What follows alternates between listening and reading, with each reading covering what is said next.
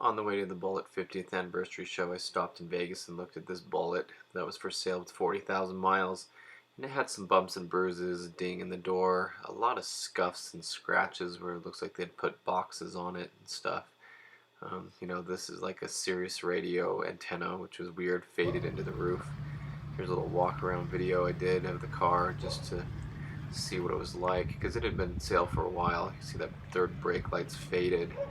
You can see the ding in the door there. That was pretty bad. Of course, people never mention these things until you go to buy the car. The paint was in really good shape, but it had scratches all over it, and these weird front scratches under the headlights were really bad. I don't know why it had those there on each side. It was kind of weird. The headlights were fogging over. Um, but other than that, it was in good shape. You could still tell the paint was in decent color, but I don't know why that faded the way it did there. Anyway, cool car. It was on the way to the show, so I stopped and looked at it. Here's us in Barstow, where we had spent the night, and we were going to wait and meet up with the group of Bullitt Mustangs that was coming across the country. Now, I didn't bring my Bullitt with me. I decided to bring the family, and we took our Tahoe and everything, and that way we could all go together. But it was really fun to stay there and meet up with these Bullits as they came through town. And I was messaging with one of the Bullitt guys to see where they were on their trip, and luckily he had told me that they were going to skip part of their Route 66 tour because they were behind schedule. So we caught up to the Bullitt train, and here's a couple of them going down the road. It was really fun to see them and drive next to them, and they had no idea that I was a major Bullitt guy and that I had the True Blue Bullitt. I was all done up and everything. But another guy I talked to had this True Blue Bullitt here, and here it is in the parking lot at the show. And I love going to the parking lots at shows because sometimes you see cars that deserve to be in the show but aren't. So it's cool to see because I hadn't seen many True Blue Bullits ever. Maybe two or three, besides mine. But anyway, so it was cool to see this car, and I had talked to the guy a little bit, messaged him on the Bullitt Facebook page before, and I took pictures here of the Bullitt badges because I was curious on how the placement was.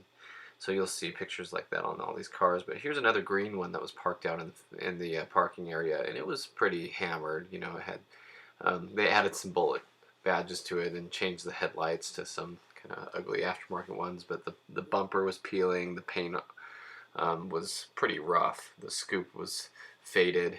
It had some dents in it, and the roof was peeling and stuff, but it's what you expect. But anyway, as I showed up, here's the first scene of the Bullits, and on the left they had a green one here. It was a really low mile car, but it had a spoiler on the back and stuff. But anyway, parked next to it was a black one, and I talked to this guy for a little while, and he told me how he had cleaned up the paint, restored it a lot. And this really nice True Blue one that I've seen pictures of. So it was nice to see what a blue one in great shape looked like. And they had the green, black, and blue. And so as we go through here, I tried to take a picture of every Bullitt, and ones that had dents on it, things like I talked about the badging. This one's been in magazines before. I've seen it, early supercharged and stuff. I had seen pictures of this before, and you can tell it's kind of unique with the yellow coloring added to it. But anyway, so here's a really nice one here. They had added the Bullitt at the bottom of the door, and another badge shot here to see how the placement was. I really like to look at these pictures individually and just look for the small details on each car, what's different about them. When I went to the show here, you can see this one's a little bit faded more than the others, but in good shape. This one was a turbo car. But anyway, I liked going and looking at every one of these. You could see the deep dish wheels. You could see the different badging people had put on the fenders. This was the coolest time to go see Bullits all in one place, and I had never seen so many at once. This gentleman on the right with the white hat on was really fun to talk to. I had seen his Bullitt going down the road, and he had a personalized plate that said Bullitt. It was spelled correctly with Texas plates. And he told me all about how difficult it was to get those plates, how he waited till midnight when they had the new plates available, and he kept hitting enter, enter, enter until he was able to be the first one to get that plate. and that his other Bullitt friends had come to him and asked him how he got it and everything. And it's just real fun to talk to these people. He had some original Bullitt side skirts that he had bought that were OEM, new in the box. You know, his son had a blue Mach 1 like mine. And so it was really fun to talk to people like this, you know, enthusiasts who love the cars so much. You know, I talked to him for an hour or so, and I could talk to all these guys, you know, all these Bullitt owners, and share stories. And they had heard of me. They knew about my Bullitt. A lot of them had known about my Instagram or my, um, you know, me on the forums, on the Bullitt forum and stuff. And so anyway, each of these Mustangs were fun to look at. I spent the whole day just walking back and forth and looking at them. Um, you know, it's fun to see the cars, and going to a show like this. There were a lot of really nice other Shelbys and stuff there, but I decided to spend all the time I could just walking back and forth, looking at every one of them and seeing the different details. This is like a little, you know, a washcloth or something that has the Bullitt embroidered on it, that one of the wives had made for the Bullitt or something.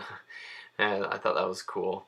But you can really stop and look at each one of these pictures and see what they've changed, or the books like they have with the certificates and all sorts of stuff. And there were a few black Bullitts there, and the rarity of the black ones were, and the blue ones were fun to see.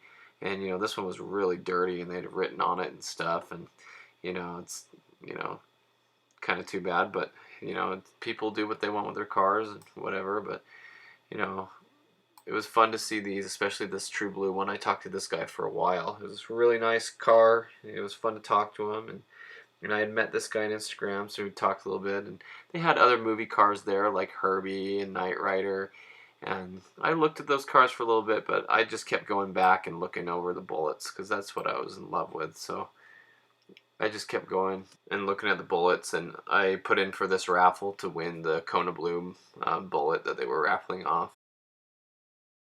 To go, here's the GT500 from Knight Rider, the DeLorean, you know. And but anyway, back to the Bullitts. I just kept going and looking them over and enjoying seeing the differences and what people had done with them, and to see nice ones. And here's the badges. It looks like they all slant slightly upward to the right, and that was something I was curious about because I had redone the placement on my Bullitt badge because the letters had been glued back on once by somebody else. And so it was fun to see. And you know, I've talked about this on the discussions with people, and they said, oh, maybe it was, you know, I wondered if there was a template or something. And in the book that I had, it did mention there was a template. But anyway, really cool time, fun to go see a bunch of Bullitts. You know, that was a 50th anniversary show, and you know, the show is going to be going on again this year, and it was just fun to go while I was a Bullitt owner and see the cars and see some true blue ones, especially since that's what I had. At this time, it was pretty bittersweet for me because I had a few people trying to buy my Bullitt from me at the time, and I kind of felt like the time with my Bullitt was coming to an end, and so it was kind of hard to go see all these Bullitts and fall back in love with them again. And but anyway, I encourage you to look through these pictures and, you know, pause the video, go back and look at each one individually. You'll probably not see this many pictures of Bullitts all at once. And anyway, the show was really fun. It was Steve McQueen, you know, 50th anniversary, and like I said, they're going to have it again this year. I think they have it every year, so it's a cool show to go to. But anyway, thanks for watching. Subscribe to the channel if you're not already on here, and if you own one of these cars, mention that in the comments. You know, they're really cool cars.